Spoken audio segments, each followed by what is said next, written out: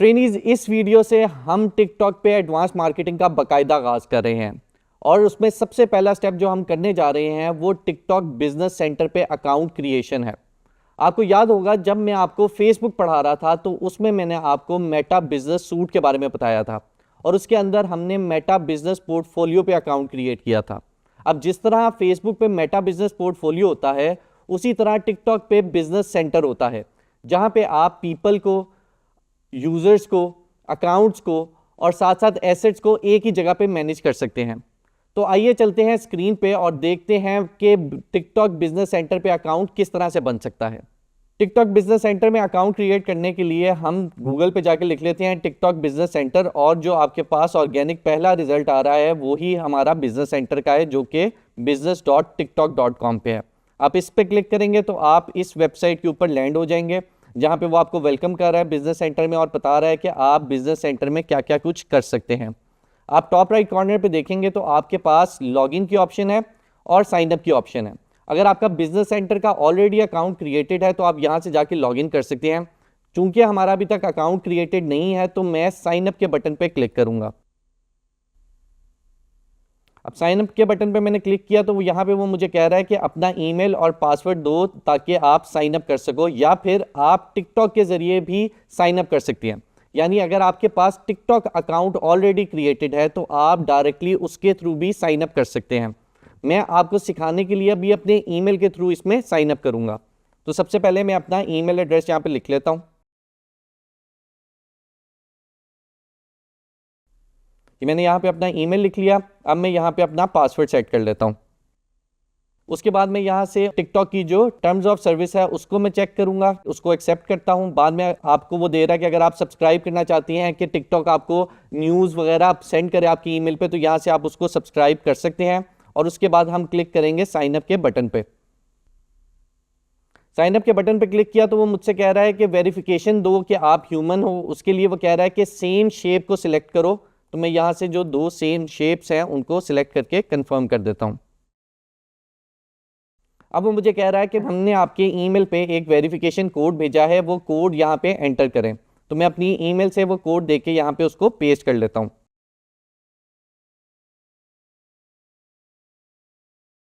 तो ट्रेनीज, जैसे मैंने अपना कोड एंटर किया तो वो मुझे बिजनेस सेंटर पे अकाउंट क्रिएशन के पेज पे लेके आ गया है। यहाँ पे वो मुझे अपना टूर दे रहा है, मैं इसको फिलहाल स्किप कर देता हूँ और मैं अपने अकाउंट क्रिएशन पे जाता हूँ।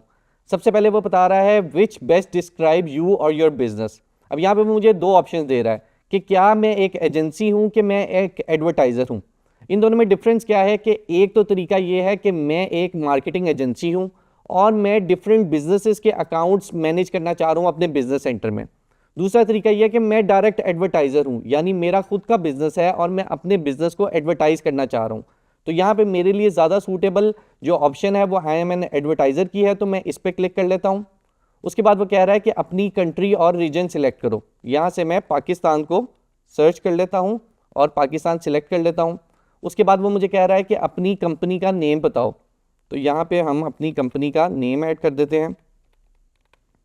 उसके बाद वो कह रहा है कि अपने बिजनेस सेंटर का नेम बताओ। तो मैं यहाँ पे बिजनेस सेंटर का नेम भी जो कंपनी नेम है उसी के नाम से मैं फिलहाल रख रहा हूँ।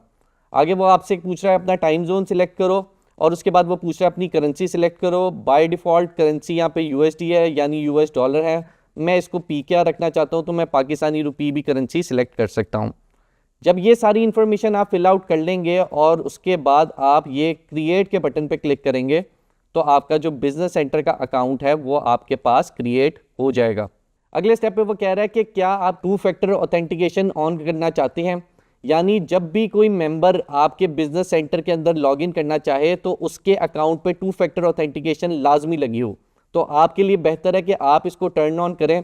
फिलहाल के लिए मैं इसको स्किप कर रहा हूं, लेकिन आप जब भी बिजनेस सेंटर अकाउंट बनाएं तो इसको मेक श्योर करिएगा कि टर्न ऑन आप इसको रखें ताकि आपका बिजनेस अकाउंट सिक्योर रहे।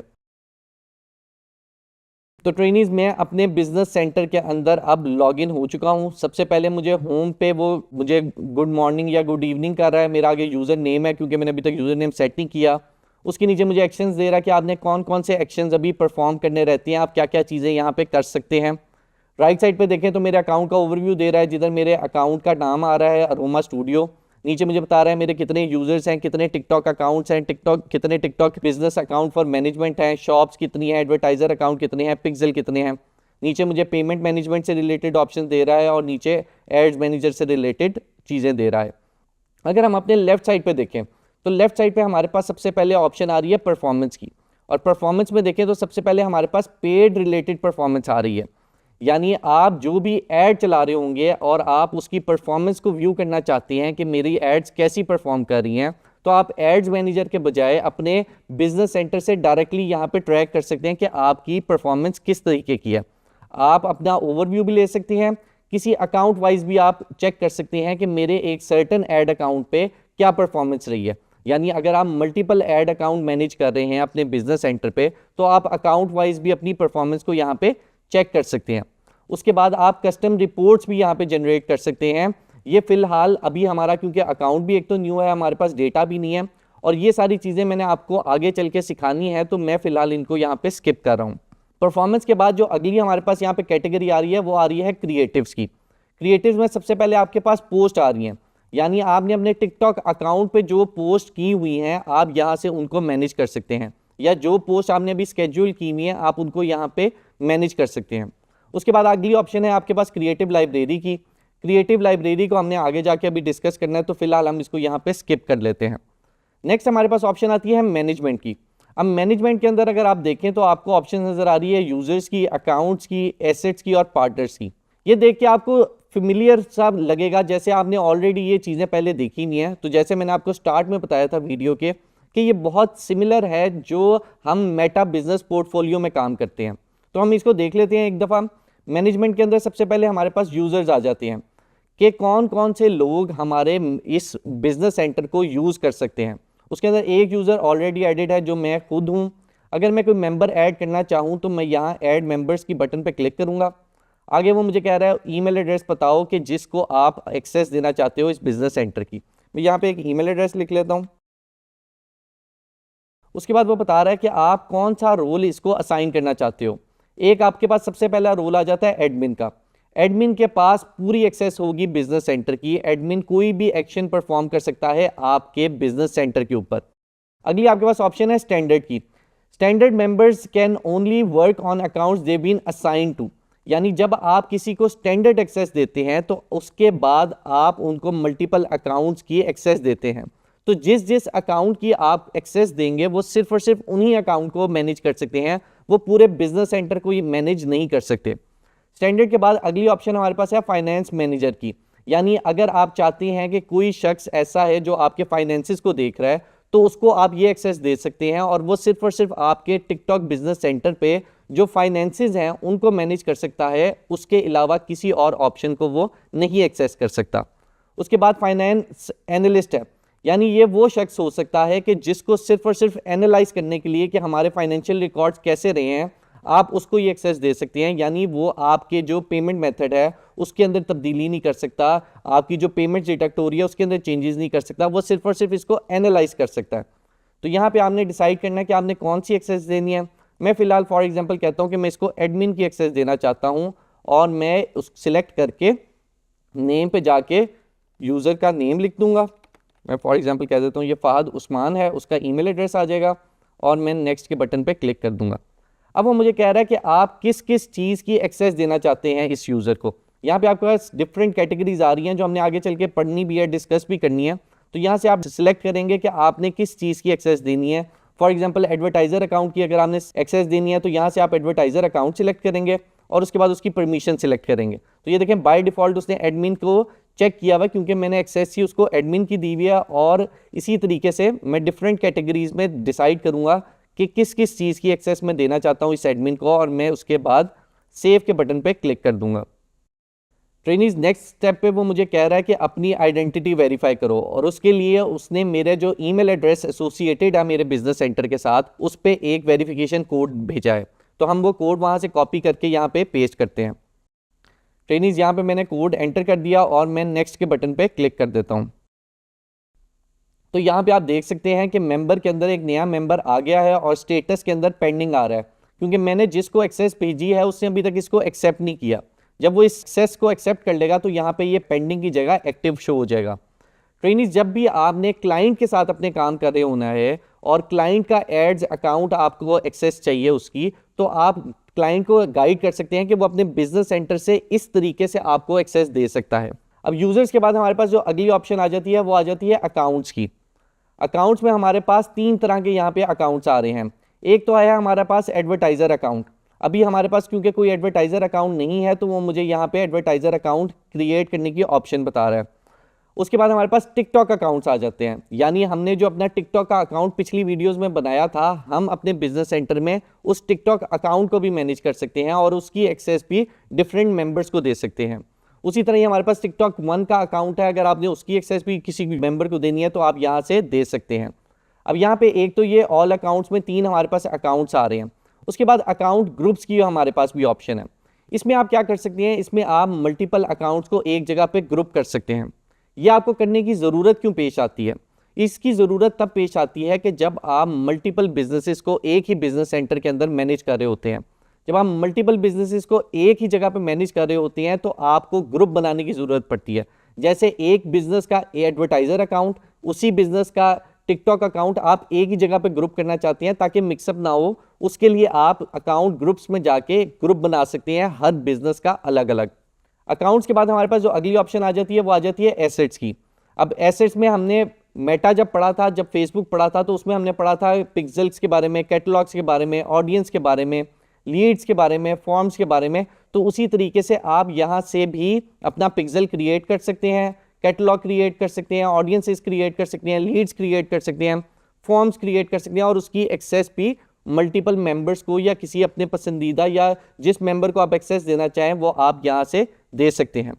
अब एसेट्स के बाद हमारे पास अगली ऑप्शन आ जाती है पार्टनर्स की। अब हमारे पास पार्टनर्स क्या होते हैं?